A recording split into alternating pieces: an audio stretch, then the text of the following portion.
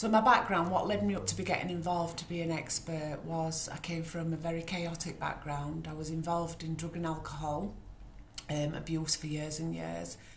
I'd been homeless, had my children taken off me, in and out of prison, been a working girl. Kind of thought that that was always going to be my life. That's what I'd resigned to. Kind of accepted that that was my life. It started off, I got into recovery first, learned to stop using drugs, learn how my head worked, and then I was asked by my friend to come along and see what the Wi-Fi project about. It interested me because it seemed to be all about the service user. I'd come from a background where I'd never had a job, I'd never had any stability, I'd never had a voice. I remember when I first came through and I used to see people working and I thought, I'll never get that far. I have no skills to work in a work capacity.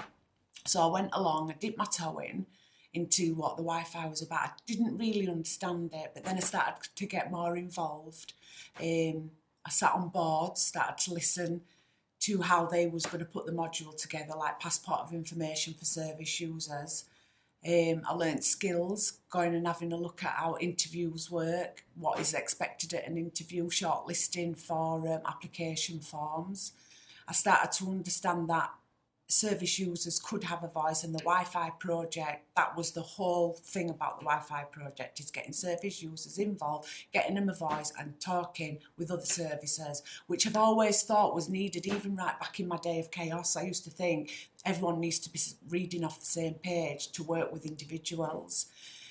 From there, I gained a little bit of self-worth. I was asked to come and do a presentation at the Bradford Town Hall, which I did with quite good success. The police commissioner gave good feedback, which then kind of installed something into me that I am worth something. I did another presentation at Halifax Town Hall, and that was all about services working together when the tender was getting taken over in Calderdale. So I got an understanding of how kind of things work on a professional level.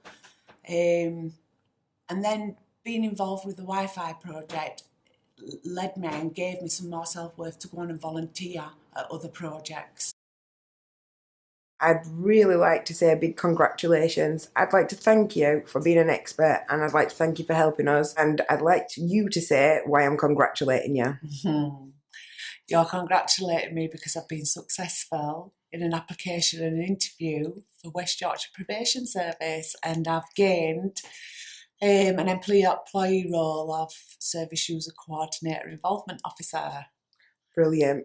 And do you think that being an expert really did give you confidence to do that, Siobhan? Absolutely. Being sat on interview panels, being involved in shortlisting for application forms, understanding how people work in a professional sector, giving me some self-worth, giving me a voice, installed some hope in me that I could go on eventually to do what I've just done and gain employment. Thank you, Siobhan.